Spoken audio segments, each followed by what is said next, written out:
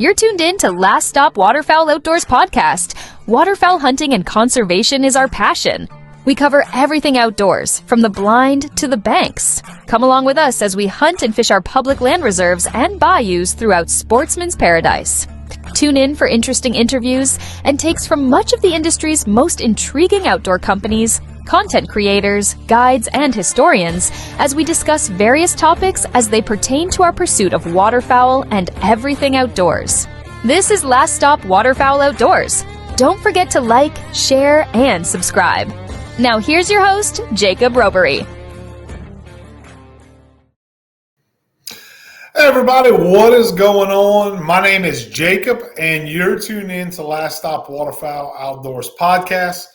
Guys, to be honest with y'all, I am thrilled to be back with y'all this week as we are now on the beginning of hunting season really kicking off. And in this episode, we're going to talk a little bit about that. We're going to talk about our roots kind of, coming up in the outdoors, hunting traditions that we had, and also this time of year, which is a very special time of year for many of us who hunt, especially for us here in Louisiana.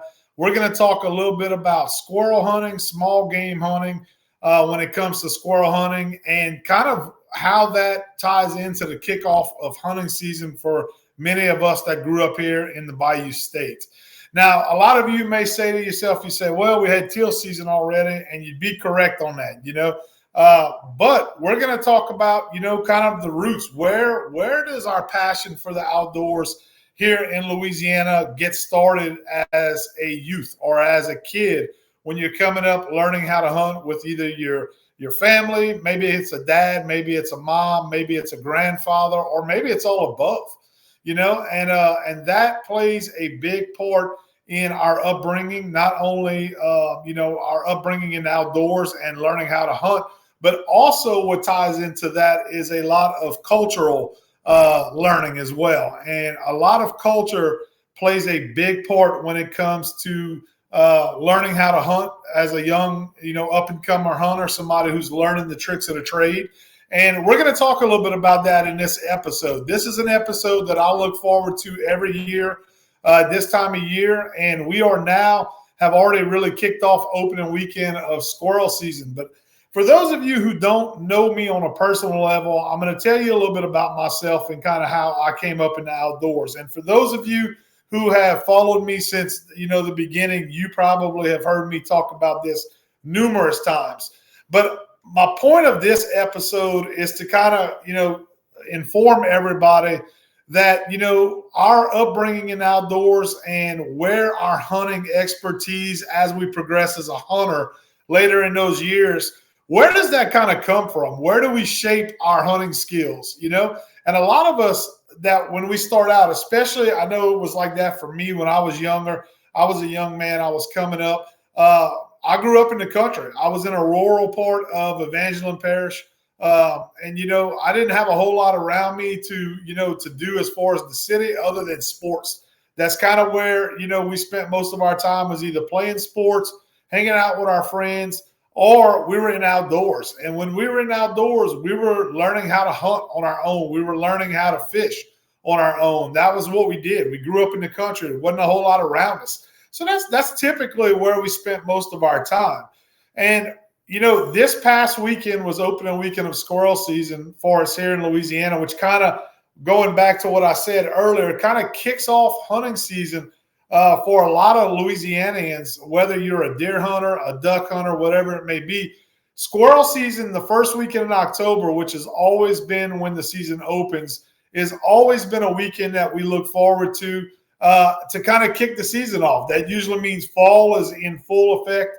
We're getting ready to start having colder temperatures, and we're looking forward to spending time with family and friends around the campfire and around the hunt camp. And when October comes around, it's always a special time of year. So growing up where I grew up at in rural, Louisiana, my parish that I grew up in was extremely unique at the time when I was coming up. Now, I'm 46 years old now, guys. So I was, coming up in the 80s, that's when I started really learning how to hunt with my dad, with my grandparents, I should say. Both my mom and my dad's both hunted. And growing up in that time frame, in my parish at the time, I didn't really realize how unique of a cultural area it was for squirrel hunting and kind of our traditions and what we did. But now, as I become older, I've really realized that it was really unique to my specific area.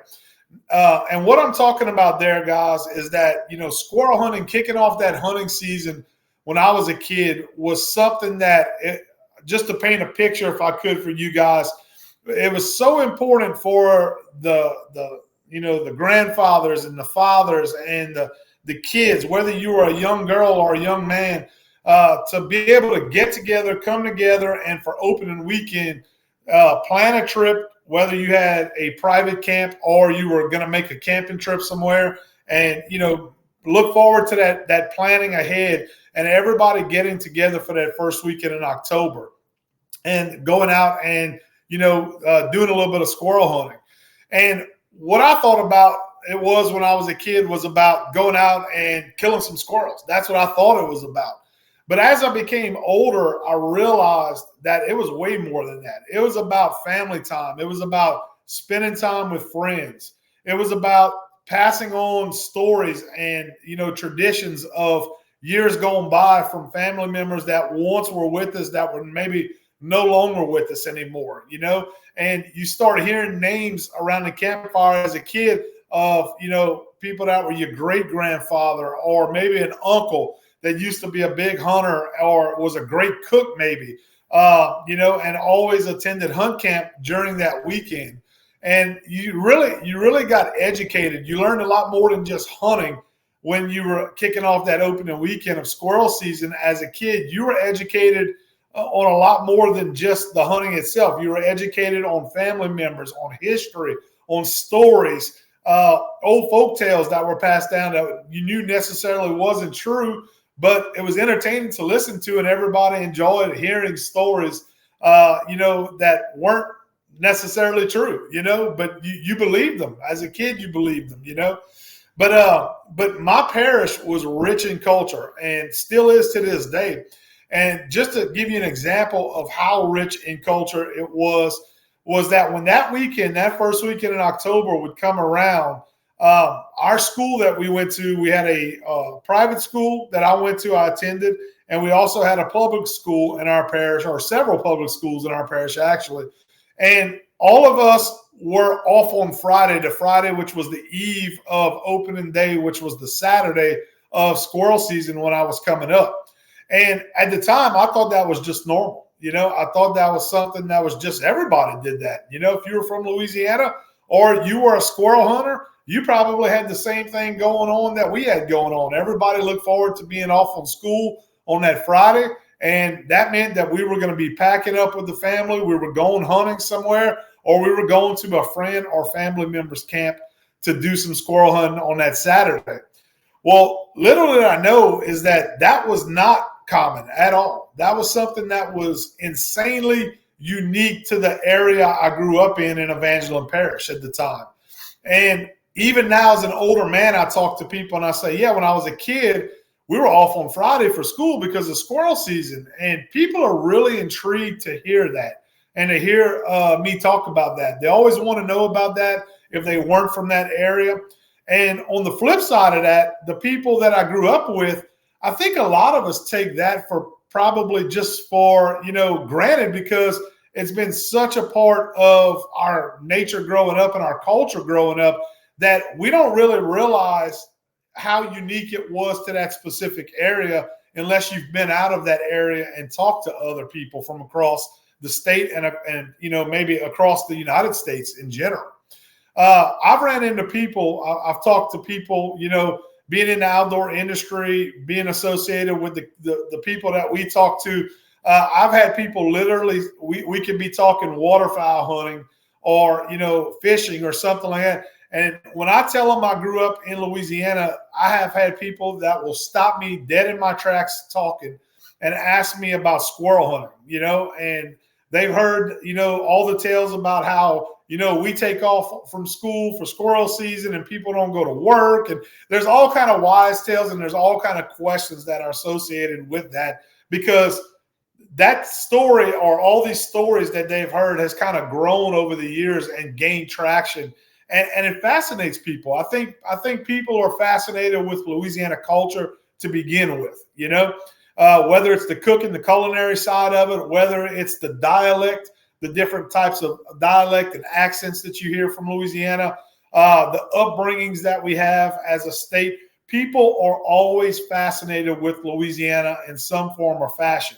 So when they hear these stories about, Squirrel Weekend and being off of school, they've had questions through the years that I've ran into people that they've asked me, and it's always interesting. It always strikes up an interesting conversation, to say the least.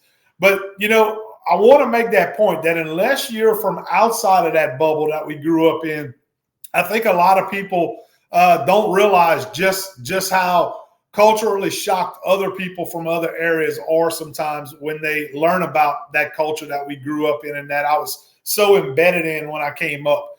But, to answer their question, I always tell them, I say, yes, we were absolutely off on Fridays. We missed school to celebrate opening weekend of squirrel season where I grew up at. And I'm proud to say that. I'm proud to be from Evangeline Parish, to be able to carry on that tradition with my sons and my own kids. Because I've been out of Evangeline Parish now. I went to college. I stayed, where not far from where I went to college at. And I've been gone for quite a long time now from where I grew up at. And my own kids, my two sons, my oldest one, who's now going to be 17 in January coming up. I have one that's 11 years old now. Ever since they've been born, we have always carried on that tradition of allowing them to miss school on that Friday of the opening weekend of squirrel season in order for us to celebrate, take a trip out to our hunting camp or wherever, a group of friends maybe wanted to go and hunt for opening weekend and have them participate in that. I've always felt that it was extremely, extremely important to carry on and pass that tradition on to my sons, even though in our area that doesn't really go on like it did when I was, growing up. Nobody misses school where I live currently for opening weekend of squirrel season. It's not looked at as top priority in the community like it was where I grew up at in Evangeline Parish. But I, being a part of that and that culture growing up, for some reason, I always felt it was important to pass that along to my sons. And even though they don't, get to experience that with the rest of the community that we live in, they still know that it's a tradition that meant something to me coming up. It meant something to their grandfathers coming up. It meant something to their ancestors before them that came up. And we've had stories where I've told them stories and educated them on those people. And it's something that hopefully one day they're going to carry on to their kids, the next generation. And at the end of the day, when you sit back and you think about why is it so important for somebody to do that, to pass that on, is because if we don't, it's going to end with us. If we're not willing to pass it on to that next generation, then those traditions and that culture is going to end with us, But it's such a special time that I felt it was so important to pass it on to my kids, and they've always enjoyed it. Now, I'm going to be honest with y'all. It was kind of a weird situation that I found myself in this past week with the opening weekend of squirrel season here in Louisiana. I got my Uncle Si a teacup that I'm borrowing from Jackson. He had got that from Duck Commander when we visited this summer. For those of you that are watching this on video, you'll see me drinking out of Uncle Si's teacup. But I want to go back to what I was saying there. So this weekend was kind of an eerie feeling for me, and I'm going to tell you guys why. Because not only was it opening weekend of squirrel season that opened up here in Louisiana, but it was the first time in my life since I was an infant, since I was a baby, that I actually missed opening morning of squirrel season in my life. And I'm 46 years old now, guys. And the reason I missed it was because we had booked an event for something out of town that just happened to fall on the same weekend, first weekend in October, as opening weekend of squirrel season. And it was something that we really couldn't miss. We had to attend. We needed to be there. And we didn't get to hunt opening morning of squirrel season. And that felt real eerie to me, because I told my wife, I said, hey, this is a historic moment for me. And she said, what are you talking about? And I said, this is the first time that I have ever missed opening weekend of squirrel season since I've been a baby, and I wasn't able to go because I was an infant. I have never missed an opening weekend in all the years that I've been alive. And she was like, you're right. She's like, wow. She's like, that is kind of interesting. She said, as long as you and I have been together, she said, you have never missed. And I said, I haven't. No, I haven't. And I'm proud of that. That was a streak that I was proud to keep, and I had really started it with my kids. I was really proud of that streak, like I mentioned earlier. So we were supposed to be going the whole weekend, and we ended up, my youngest son, my oldest son, he was working, or actually he wasn't working. He was at a high school bass fishing tournament this past weekend out of town. So we knew he was out. He wouldn't be able to hunt anyway. And my youngest son, he was like, Dad, he's really taken up squirrel hunting. He likes the small game hunt. He almost likes it more than anything else so far as deer hunting, even duck hunting, because he really hasn't got to get off on his own and do that type of stuff. He's still too young. So he really enjoys the time when we get to go squirrel hunting together every year. So he told me, he said, this event that we were going to was supposed to be a Saturday, Sunday deal. And he said, Dad, he said, could we possibly go one day? He said, to the event, he said, and then maybe the second day, the Sunday, go squirrel hunting. And I said, you know what? I said, yeah, we could do that. There was no reason that we couldn't. We could sacrifice that day at the event that we were going to in order to make sure we kind of kept that opening weekend, at least tradition, alive. Even though it wasn't opening day, we still would be able to go and make a hunt on opening weekend. So that's exactly what we decided to do. We went ahead. We skipped the second day of this event that we had attended out of town. And we went out to our camp, or to our management area where our camp's at in the Chaffalot Basin, and we made that hunt on Sunday. So a little part of me was kind of still satisfied, because I said, you know what, even though we missed opening morning, which is the big morning that everybody looks forward to growing up where I grew up, and now really all across the state, I was still proud that we got to make that event and make that happen, And now I have seen that what started out in our parish and kind of was something that was real unique to our little community growing up has really kind of trickled out now across the state, because there's other parishes now here in Louisiana that are off on Fridays because it's opening weekend of squirrel season. And, that's kind of caught on in other areas, and it's kind of expanded out more and more and more. And it's something that I really think is awesome and a huge part of our cultural being here in Louisiana. And I'm glad to see that. I'm glad to see that a small community, or maybe just a couple of small areas in the state that celebrated something, it's expanded more and more now.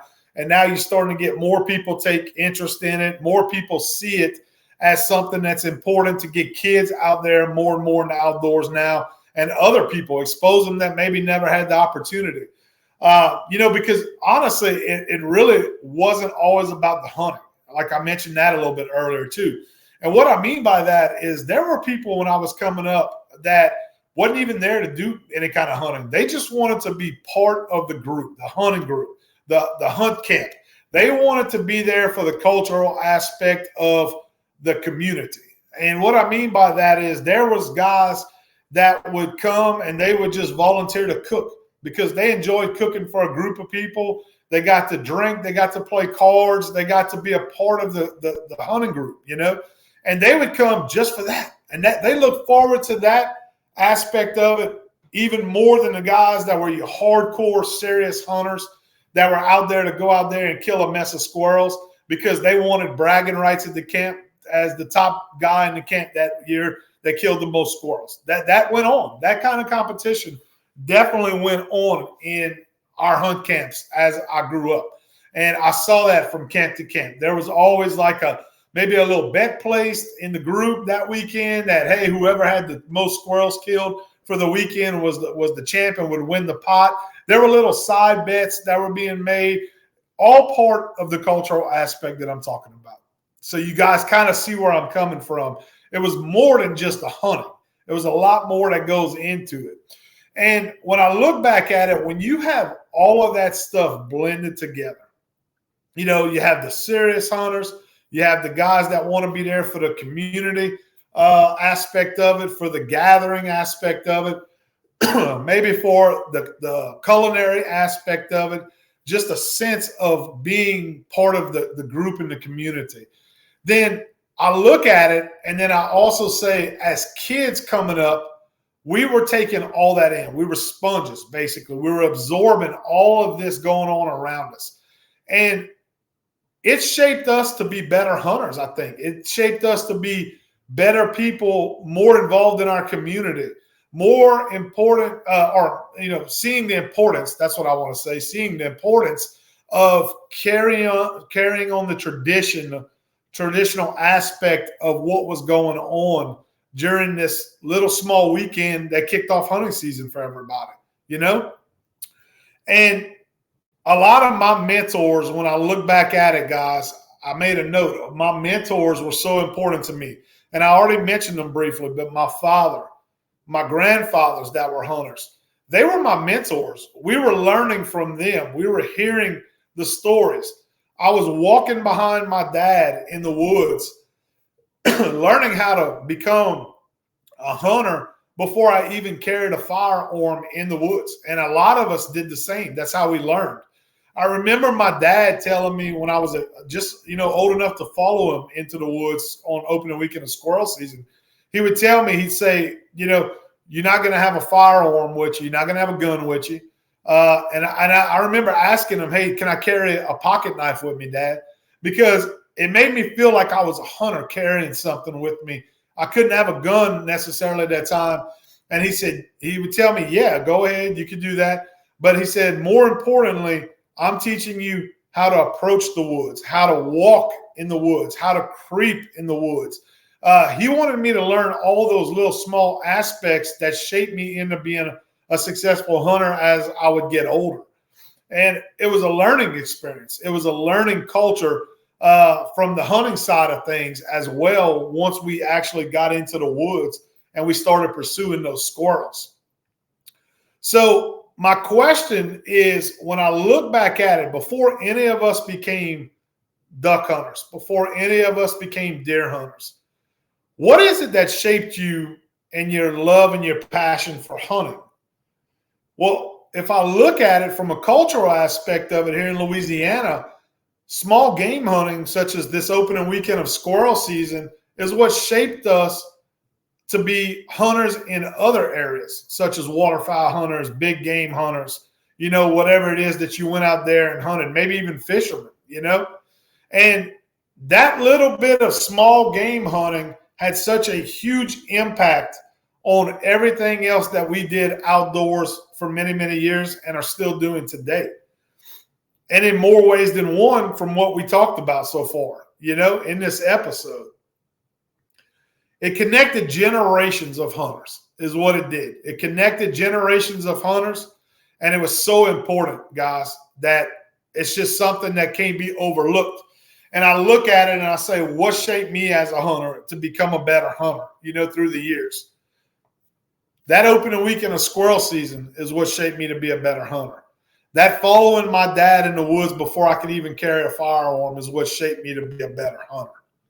And I think that I'm not alone in that when I say that. I think many of you who are listening to this episode tonight, you probably started out with small game hunting, squirrel hunting, rabbit hunting, something like that that's very similar to what I experienced and what I started out with.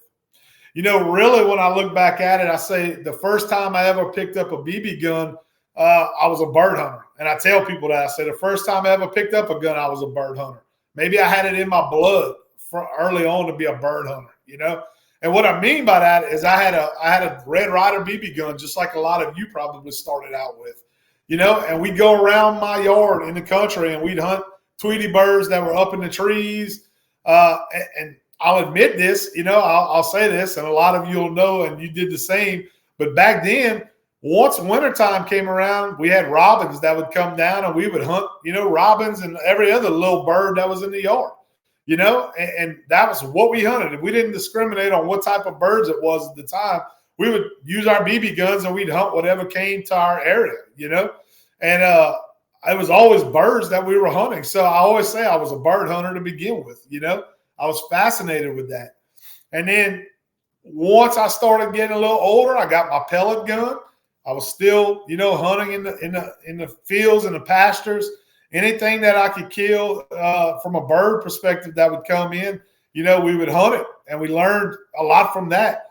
And then eventually, my dad bought me my first 20 gauge. When I upgraded, I kind of bypassed the whole 410 stage, went straight to a 20 gauge, and I had a single, shot crack barrel 20 gauge, and it was time to start doing some squirrel hunting at that time. And that's where those opening weekends of squirrel season became so important for me, and that's really where we started shaping all the cultural aspect of it, like we're talking about.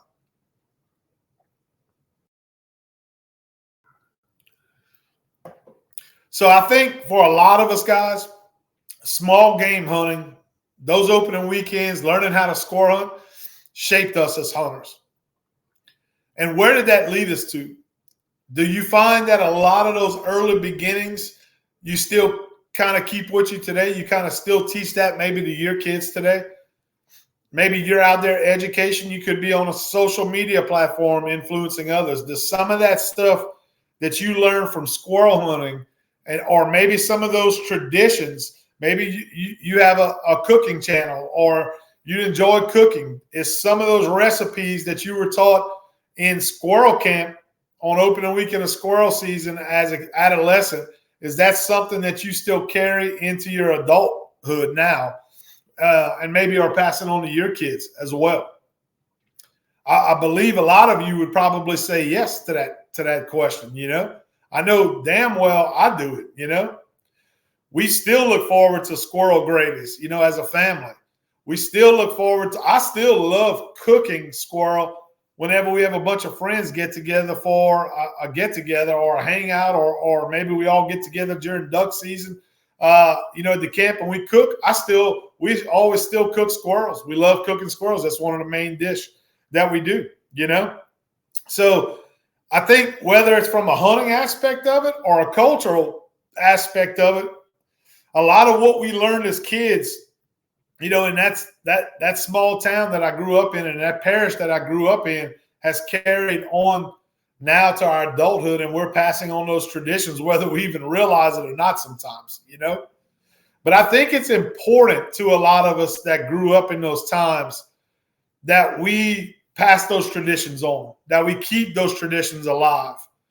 I think that's something that people realize now with the world as fast as the world's spinning and turning, that a lot of us nowadays are really stepping back and trying to focus on those traditions and spread, the knowledge that we got in those areas. A lot of people with social media nowadays, we've talked about this. You guys have heard us talk about it here on our show. A lot of people don't like social media for whatever reasons, there are. And there's a lot of negative that can come with social media, but there's also a lot of positive. I always tell people where social media is at, because let's be honest, social media doesn't go away. It's not going to go away. It's the way we receive our information nowadays. And it's the way we consume information from a TV standpoint. It's the way we consume information from audio standpoints, such as podcasts or radio shows, whatever it may be. And it's the way that people are spreading this information to areas that may not have been aware of this information, So it's one of those things that's important for us not to just toss it aside and say, well, that's negative. That's not a good thing. There's a lot of good that can come from all the digital era that we're in nowadays. And you got to remember that a lot of people are consuming their information that way nowadays. And for us to continue to pass these traditions on and to share these stories and talk about these old time experiences that we had coming up as kids that nobody's going to know about that unless we reach them in some form or fashion. And you can't always sit down with them around a campfire nowadays. We all would love to do that, but you can't always do that. So reaching them through other platforms where they consume that information is very important. And I think that if it's used in the correct manner, we could continue to keep those traditions rolling and keep those stories going that we talked about and that we learned on opening weekend of squirrel season here in Louisiana, like we did as kids, because that's where the future is going to be for them to consume that information, and where it's going. And we all know that, whether we like it or we don't like it. But I think the point of this conversation with you guys tonight was to say, hey, as a hunter, I think a lot of our hunting skills, a lot of our culinary skills, a lot of our storytelling all started from small game hunting from that opening weekend of squirrel season. And I'm just thrilled to be a part of that time frame in history, that piece of time in history where we all did gather around the campfire. We all gathered at, a campground somewhere to celebrate opening weekend of squirrel season opening up. And to hear those stories of years gone by from our grandfathers, from our uncles, and from all those family members who may not be with us anymore nowadays. It's our responsibility now to step up to the plate and share those stories with the next generation, our kids and our grandkids, and not just take that weekend for granted and make it all about the hunting, but it's a lot more than that, Yes, it's a big part of it about the hunting too, because we're trying to teach them how to do, the right way, how to become a better hunter. There's a lot that goes into that in itself, and that's a huge part of it. But I don't want us to lose the tradition side of it, where we pass it on, that culture and those stories to the next generation. And I think a lot of us as outdoorsmen, if we're taking the time to listen to this podcast tonight or listen to other podcasts or watch, outdoor content, wherever you're taking it from, then you probably already realize how important that is and how that could shape the life of a young man or a young woman and put them on a path that is righteous, and a path that is, the right path for them, hopefully, to go on and be able to carry on that tradition and keep them outdoors and keep them out of trouble. All that stuff that you hear, the negative stuff that comes with, daily life nowadays, So I know I'm going to keep doing my part. I know you guys are going to keep doing your part, but I feel very blessed to have been, brought up in a time and an era where that was life, and that was important to people, and it's still important to people. And I think it's important to you listening tonight, and if you're part of that community, then I applaud you. I thank you, because you're one of us. You're one of the ones that find it important to keep that tradition going and to keep that rich history going. And maybe you're somebody who wasn't even aware, and you listening to this tonight. Maybe you never squirrel hunted in your life. You never really focused on that. You focused on ducks. You focused on deer. Maybe this is a great time to start making it a tradition with your family, or to get out there with a group of friends and start making it a tradition to kick off your hunting season. If you want to start, doing something like that, maybe before duck or deer season starts. Or maybe you're a dove hunter, and you guys that enjoy dove hunting, you're doing the same type of deal. It doesn't have to be squirrel season. It can be dove season that kicks it off for you, But make it a tradition to start small and to kick off your season with a group of friends or a family, maybe your family, some kids that haven't got the opportunity to get out there and enjoy it or know anything about it, and see what happens. See how it transforms you as an individual. See how it transforms you as a group of people that get together and come together as a community. And then see how it transforms a child or a kid when they are taught the right way to do things. And that's how a culture or a sport or a hobby, whatever you want to call it, that's how you carry on the tradition and you carry on that sport for generations to come, in my opinion. I'll say in my opinion, on that. So, yeah, guys, that's what I have for y'all tonight. I hope you guys enjoyed this episode. This is a special episode to me. I do it every year. I talk about my tradition of growing up on opening weekend of squirrel hunting. I probably left out some things that I didn't necessarily touch on, but I really wanted to talk about how it shapes us not only as hunters, which is very important in my opinion, but also from a cultural standpoint, how it shaped us as well. And it's continuing to do so today. If you guys enjoyed the episode or you have comments, I'd love to hear what you have to say. I'd love to hear the stories that you guys have to tell. You can leave us a comment, reach out to us on social media. We're on all the platforms. We're on TikTok. We're on Instagram, Facebook, YouTube. Reach out to us. Let us know, hey, I listened to this episode. And this is my memories of what I have. Or, hey, I listened to the episode and we're going to start trying to do this. We're going to start making this a tradition to kick things off for hunting season before duck season or before deer season or whatever it may be.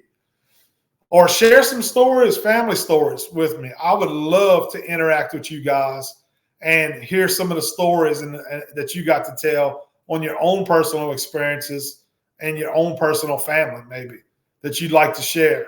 Maybe something that was a tradition in your family that I've never even heard of that we could take and, take my family and start making it a tradition. Something like that. That's how a culture grows. And I would love to hear the stories if you guys have something like that. But more importantly, get out there, take the kids with you. Get them out from the electronics. Get them out there, let them enjoy the outdoors, expose them to the outdoors.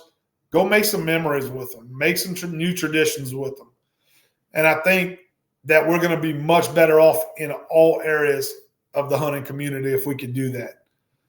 Let opening weekend of squirrel season or opening weekend of dove season be that jumping off point to where you get started for the year and you get them outdoors and you take them out there and you teach them something and expose them to something that they've never been exposed to before.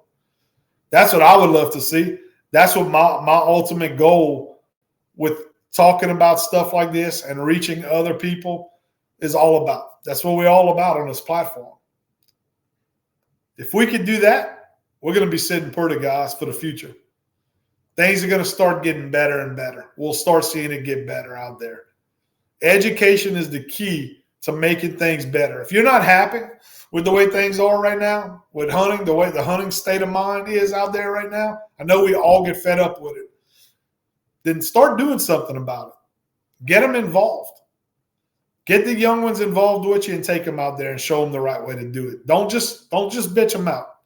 Don't just fuss at them. I've been guilty of that myself, and I'm wrong to do that if I've done that and when I've done that.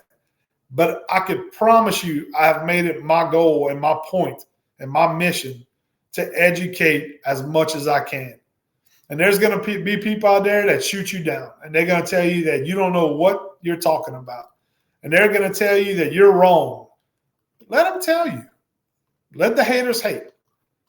If you know you're doing the right thing and we're getting people out there and trying to teach them the right way to do things, then we're going to be sitting pretty, like I said, as a community of hunters that come together.